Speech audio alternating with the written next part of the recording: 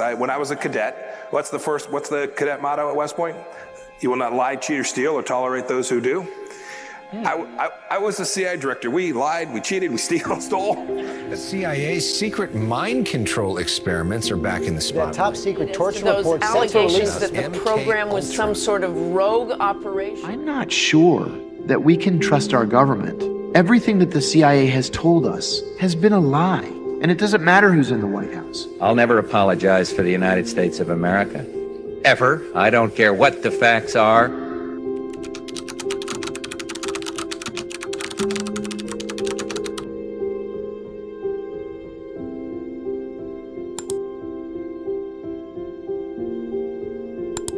Throughout history, government agencies worldwide have orchestrated profoundly disturbing, unethical experiments.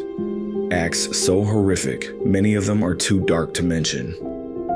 Hidden from the public eye, these classified government programs pushed human beings beyond the limits of suffering. Most of these dark chapters remain buried under layers of classified files and sealed documents. But sometimes, secret projects become declassified. One of the most infamous of these covert operations was the CIA's Project MKUltra. The program only came to light due to a crucial oversight during a massive 1973 purge ordered by CIA Director Richard Helms, who sought to destroy most of the project's records. However, 20,000 documents were overlooked, providing the public with a glimpse into the horrific experiments carried out under MKUltra. It was a human experimentation program cloaked in secrecy and laced with the pursuit of mind control at any cost. Under the guise of research, MKUltra operatives subjected unwitting individuals to psychological torment and physical suffering.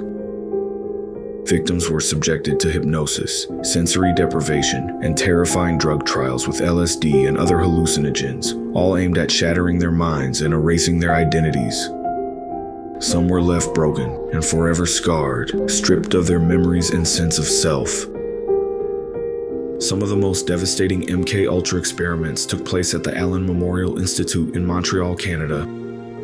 There, under the leadership of the infamous Scottish-American psychiatrist Dr. Ewan Cameron, unsuspecting patients, many seeking treatment for common conditions such as postpartum depression, became unwitting subjects in brutal psychological experiments. Dr. Cameron employed an aggressive combination of drug cocktails, including powerful sedatives and hallucinogens, alongside extreme techniques such as sensory deprivation, prolonged isolation, and psychic driving sessions. This method involved playing repetitive audio messages for hours or even days, intended to break down a patient's psyche and reprogram their mind. The consequences were catastrophic. Many patients emerged from these experiments deeply traumatized, with long-term psychological damage. Some suffered memory loss so severe that they could no longer recognize family members or recall basic aspects of their own lives. I had to be toilet trained. I was a vegetable. I had no identity, I had no memory, I'd never existed in the world before. I was tired, I was depressed, my back was hurting.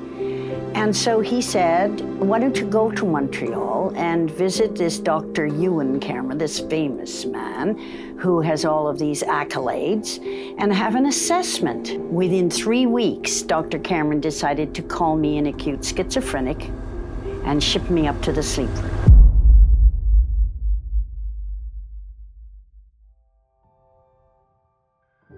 One of the few reasons Project MKUltra was ever declassified was because of a man named Frank Olson.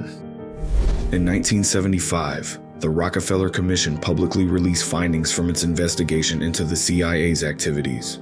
Among its revelations was the story of a scientist employed by the Department of the Navy who had been unknowingly dosed with LSD as part of a CIA experiment. The news of this case reached the Olsen family just days after the New York Times and Washington Post reported on it. The government confirmed the scientist's identity as Frank Olson, and just 10 days later, the Olsen family was invited to the White House, where President Gerald Ford formally apologized. The CIA's director at the time also issued an apology, acknowledging that Olson's death was wrongful. The U.S. government offered his family a $750,000 settlement on the condition they would not sue, and the Olsens accepted the offer. Alice Olsen had rarely spoken about her husband's work or the mysterious circumstances of his death.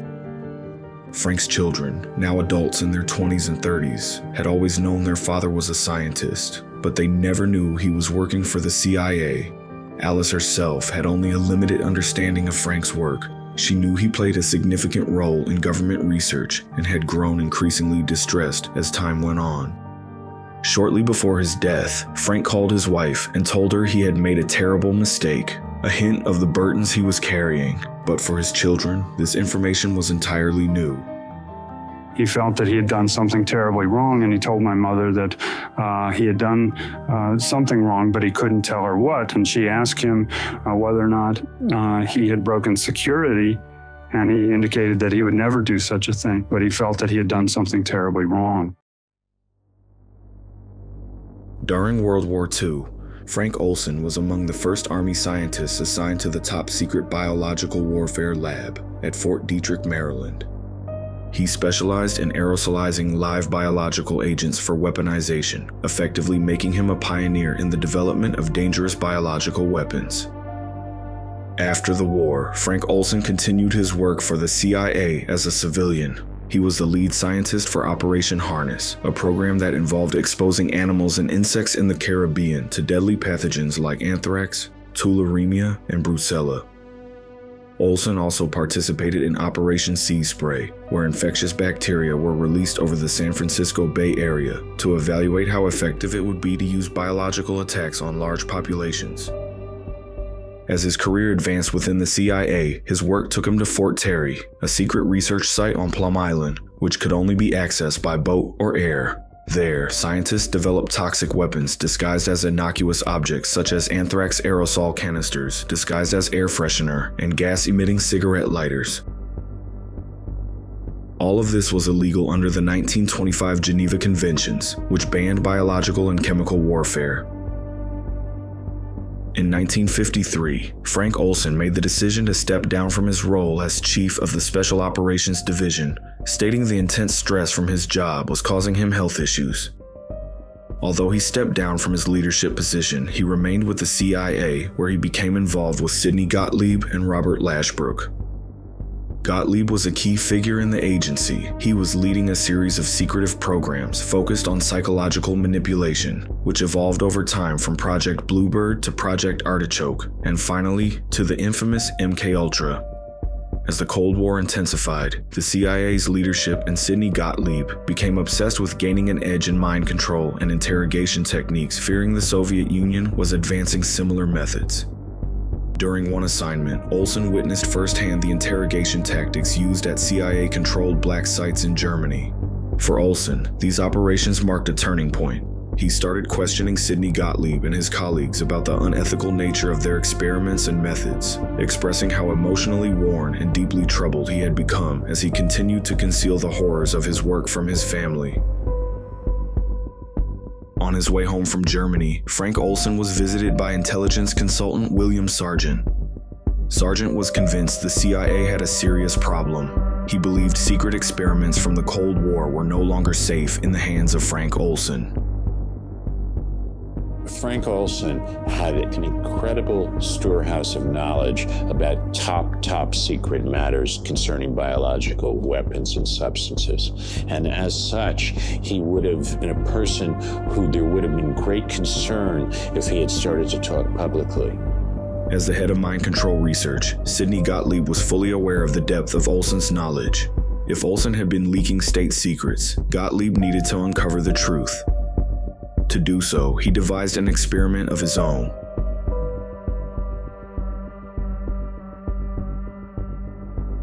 On November 18, 1953, Frank Olson joined a retreat organized by Sidney Gottlieb at a cabin near Deep Creek Lake, an event routinely held for CIA scientists and staff. Olson and 10 other scientists participated, spending the first day relaxing at the cabin. On the second day after dinner, the group gathered for drinks. Robert Lashbrook, Gottlieb's assistant, poured everyone a glass of alcohol. About 20 minutes later, Gottlieb casually asked if anyone felt strange. When several admitted they did, he revealed the drinks had been spiked with a large dose of LSD. His unorthodox test was part of an effort to evaluate the scientist's ability to keep secrets while under the influence of a so-called truth serum. Olsen, shocked and furious at being an unwitting test subject, submitted his resignation a few days later. However, he was convinced by Gottlieb to stay and advised to consult a psychiatrist to address his stress and the lingering effects of the drug. Olsen agreed, and Robert Lashbrook drove him to New York to meet Dr. Harold Abramson. Dr. Abramson was an allergist working for the CIA, posing as a psychiatrist without Frank's knowledge. After a few sessions, Abramson persuaded Frank to admit himself to a hospital for rest and recovery from stress. Frank agreed, viewing it as an opportunity to take a much-needed break. That evening, Frank and Lashbrook checked in a room 1018A at the Statler Hotel. Frank called his wife and was cheerful about finally getting a chance to step away from work. He said to her, "I'll see you tomorrow, good night," and hung up the phone. He and Lashbrook watched a little bit of TV and then went off to bed. But strangely enough, at 2:30 a.m., he was found dead on the sidewalk outside the hotel after falling from his 13th floor window. When the police arrived at the scene, they went up to the hotel room and found Robert Lashbrook sitting in the bathroom. When questioned, Lashbrook claimed he had been asleep and was startled awake by the sound of shattering glass. He said he looked out the window and saw Frank's body on the sidewalk below. The CIA swiftly moved in to cover up the incident, and the responding officers initially treated it as an open and shut case of a jumper. However, the night manager of the hotel, Armand Pastore, had details that raised questions. Pastore checked with the hotel operator to see if any outgoing calls were made from the room. The operator confirmed that a call had been made just minutes earlier. Because the hotel's phone system ran through a switchboard, she overheard the conversation. Lashbrook had dialed a number on Long Island belonging to Dr. Harold Abramson. During the call, Lashbrook told Abramson, "Well, he's gone." Abramson disturbingly replied saying, "Well, that's too bad." Frank Olson's family was initially told he had died by jumping or falling from a hotel window. However, 23 years later, revelations about the CIA's MK-Ultra program brought new attention to his death, leading to a settlement with the Olsen family. Nearly 2 decades after that, the case took another dramatic turn. That family deserves to know. I think the American people now deserve to know the truth of what happened. It's been a long time ago. They don't have to hide behind their classified documents, behind all of their stealth information, and their sleazy little James Bond stories. Tell us what happened to Frank Olson. In 1993, following the passing of Frank's wife, their children decided to exhume Frank's body and rebury him beside her. They also sought answers about his mysterious death and enlisted Dr. James Starrs, a forensic pathology professor, to perform a second autopsy. Dr. Starrs' findings raised serious questions. Contrary to what would be expected from jumping through a glass window, there were no cuts or shards of glass on Frank's body. Additionally, although he had landed on his back, there was evidence of blunt force trauma to his skull above his left eye.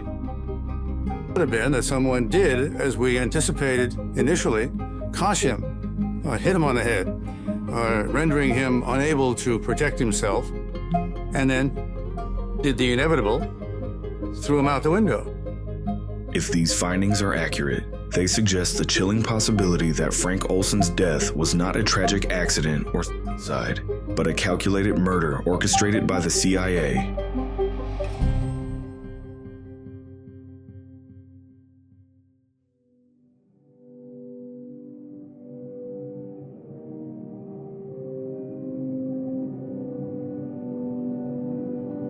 In November 2012, Frank Olson's son, Eric Olsen, filed another lawsuit against the CIA, seeking justice for his father's death. However, the judge dismissed the case due to the agreement the family had signed in 1975. Despite this, the judge James Boasberg made a striking observation. While the case couldn't move forward legally, the family's allegations against the CIA appeared very credible. Unable to pursue justice in court, the Olsen brothers turned to the media, publicly accusing the CIA of murdering their father and orchestrating a cover-up. They also shared revealing evidence, including documents from 1954, just months after Olsen's death. These documents showed that the CIA reached an agreement with the Department of Justice, granting the agency diplomatic immunity, even for serious crimes such as murder. Equally unsettling was the discovery of a 1953 CIA manual titled The Study of Assassination. The guide explained preferred methods for eliminating targets. It said the most efficient accident in a simple assassination is a fall of 75 feet or more onto a hard surface as a particularly effective tactic. The manual explained when successfully executed, it would appear accidental, draw minimal attention, and barely garner an investigation. If you're still not convinced that the CIA killed Frank Olson, listen to this.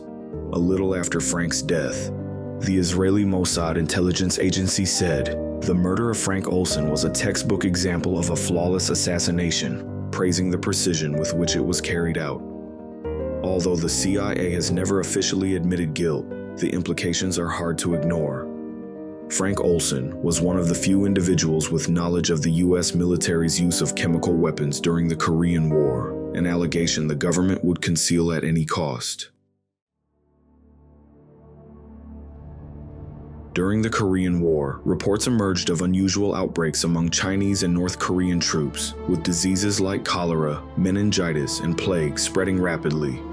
These incidents hinted at the deployment of biological weapons, and Frank Olson, a top scientist in the field, was likely among those with direct involvement.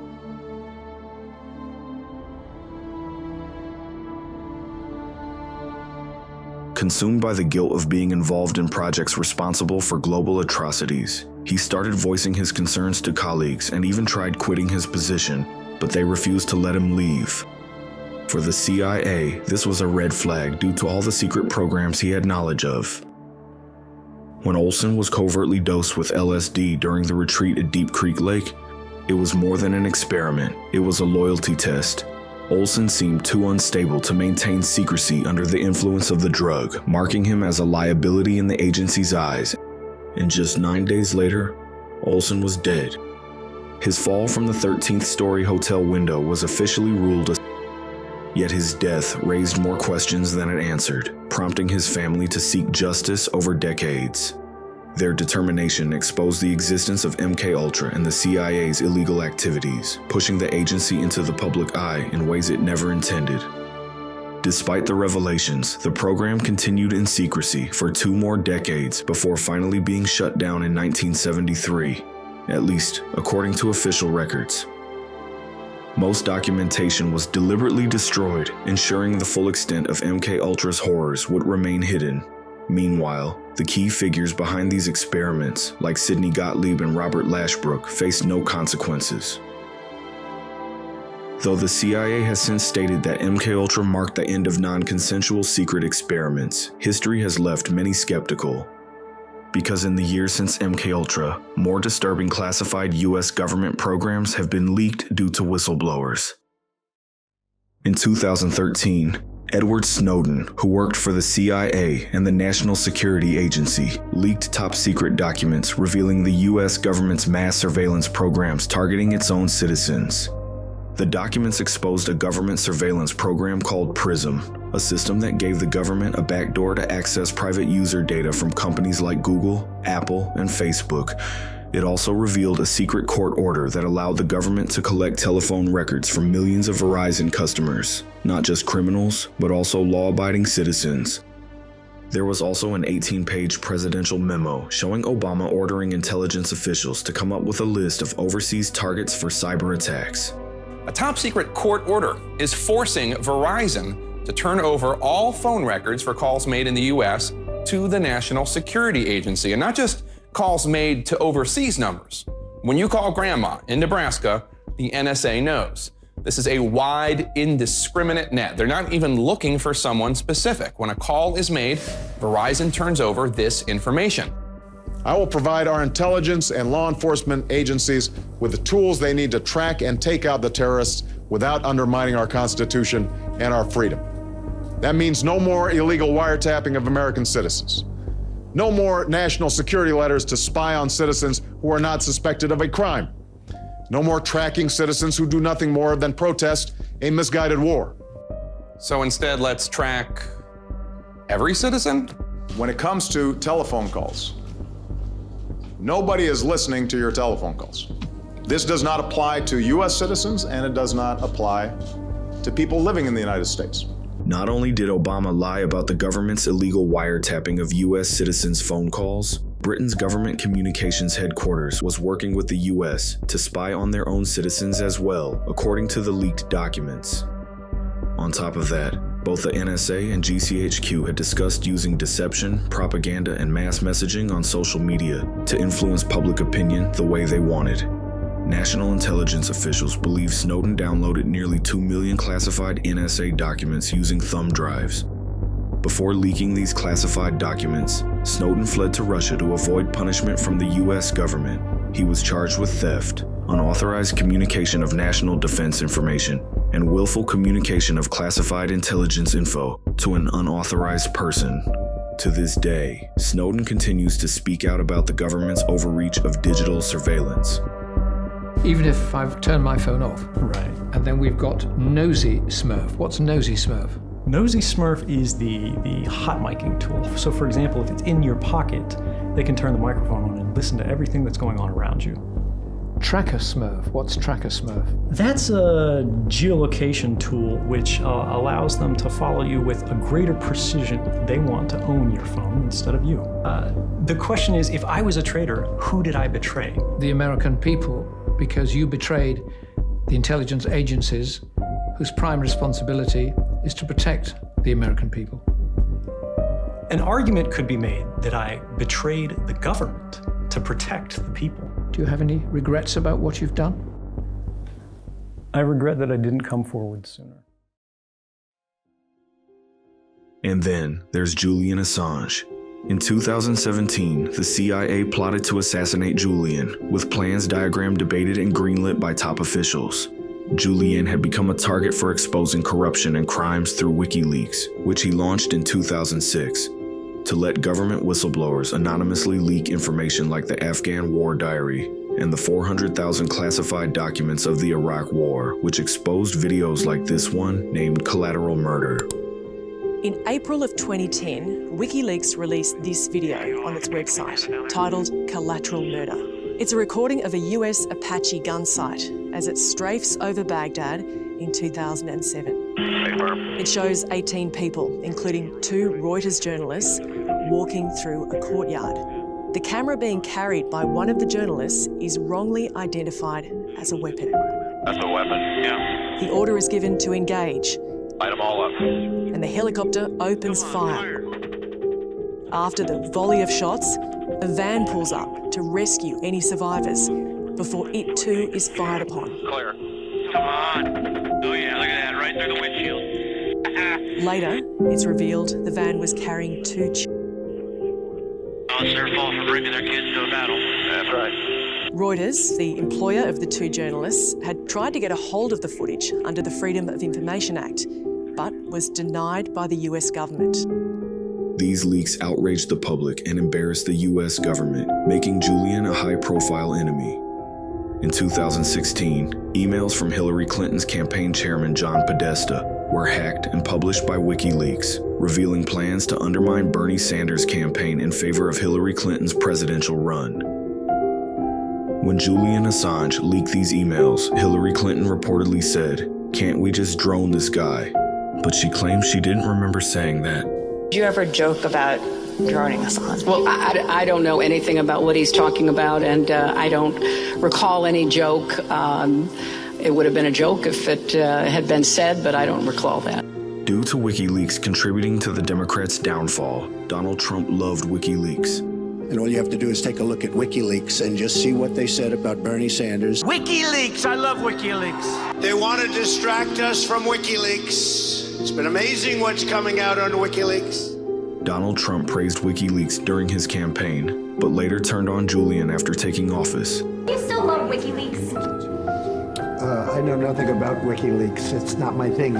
Plus, he was about to install Mike Pompeo as the new CIA director, and nobody hated Julian more than he did, which became evident in early 2017 when Mike Pompeo took the stand in Washington to give his first speech as director. Instead of talking about his plans as the new CIA director, he mainly focused on WikiLeaks. WikiLeaks walks like a hostile intelligence service and talks like a hostile intelligence service. It has encouraged its followers to find jobs at the CIA in order to obtain intelligence. It's time to call out WikiLeaks for what it really is. A non-state hostile intelligence service often abetted by state actors like Russia.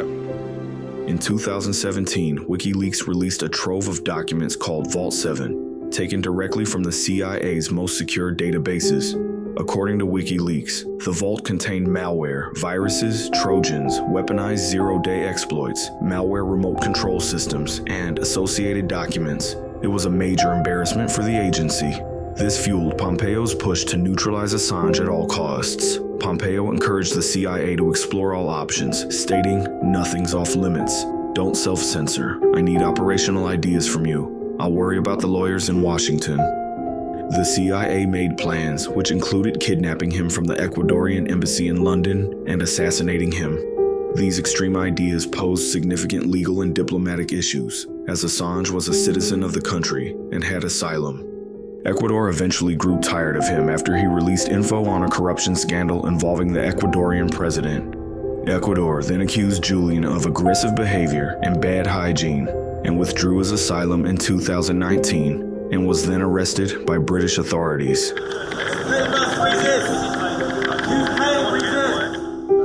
A UK court blocked Julian Assange's extradition to the US due to concerns over his mental health. In 2024, Assange and his lawyers negotiated a plea deal with the US Department of Justice. He pleaded guilty to breaching the Espionage Act of 1917, and after serving 5 years in prison, he was sentenced to time served. And there's so many more whistleblowers, and their actions reveal a pattern. It shows the lengths to which the US government will go to keep the disturbing things they have done a secret. Frank Olson's tragic story, once seen as a mystery, now feels like an early chapter of government concealment and control. In the councils of government, we must guard against the acquisition of unwarranted influence, whether sought or unsought, by the military-industrial complex. The potential for the disastrous rise of misplaced power exists and will persist. We must never let the weight of this combination endanger our liberties or democratic processes. Dwight Eisenhower was completely right about the potential power corruption of US government. And I can't help but wonder, what else are they hiding?